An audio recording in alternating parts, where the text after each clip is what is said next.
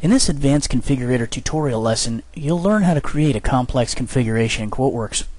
This lesson will add to the instructions provided in the basic and intermediate configurator tutorials. If you have not watched both the basic and intermediate configurator lessons, we strongly recommend that you watch them before continuing with this lesson.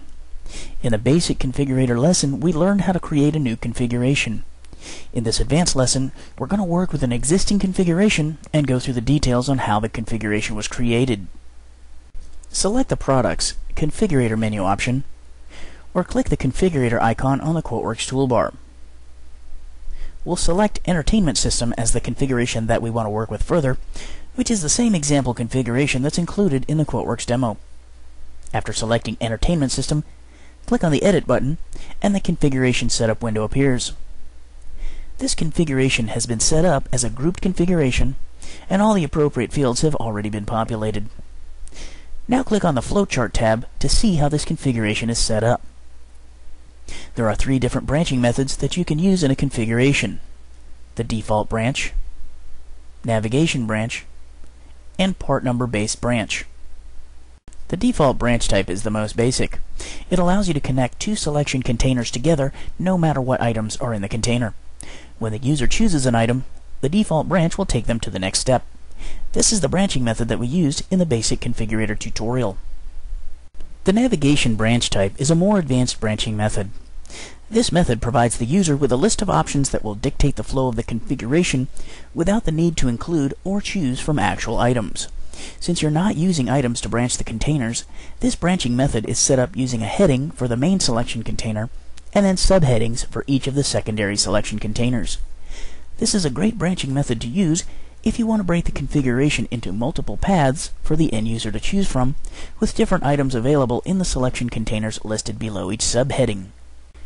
The last branching method is the part number based branching method. This method allows you to set up a branch based on a particular part number. When the user selects the specified part number, they'll be moved to the associated selection container. To create a part number based branch, click on the center sizing dot of the original container, then hold down the left mouse button while dragging it over to the container you want to connect to and release the mouse button. On the window that pops up, select the part number associated with this branch, then click OK.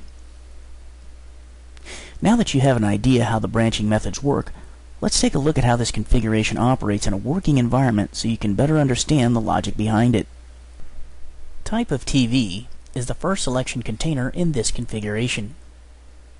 When the configurator is started, you'll need to choose what type of TV you want before moving to the second step. For this example, there are three types of TVs: Plasma, HDTV, and Pure Flat. These correspond to the navigational branch settings in the flowchart. Type of TV is the main heading, and each of the selection options are considered subheadings. The user will choose from these subheadings in the first step. If the user chooses Plasma, then they will only be taken in the direction of the Plasma container. The user will not be able to pick items from the HDTV or Pure Flat containers.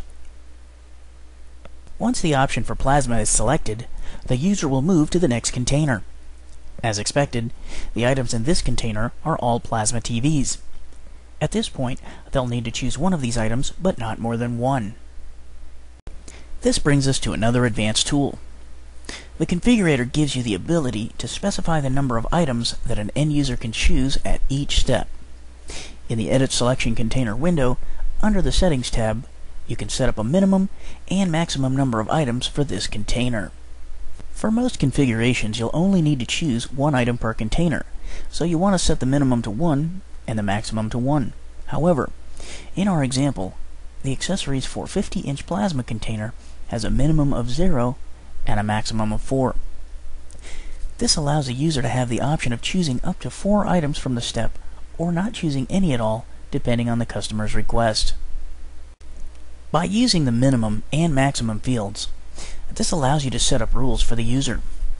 By setting the minimum to 1 and maximum to 1, the user will not be able to move forward in the configuration until they have selected an item. Back on the Settings tab, you can also set up a config prompt. The config prompt is a useful tool as this allows you to notify the end user of certain things, such as there's an overstock on item A, sale on item B, or you could use the config prompt to display instructions as you see here. Continuing on with our example, the plasma container we were on contains a part number based branch.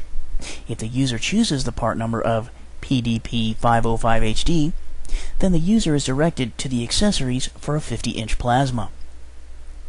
This is very useful if you have some items that also have a list of optional items associated with them, which the end user needs to select from to complete the sale. If you pick one of the other plasma TVs, the configurator will move you to the Accessories for Plasma container. Once you've made your selections from this container, the configurator will branch you to the Receivers container, then the Speakers, and finally, the Wiring Packages container. After selecting all of the items, you can then add or insert the configurator output to the quote by clicking the Finish button at the bottom right. As you've seen with this flowchart, it's up to you to determine how complex you want to make your configurations.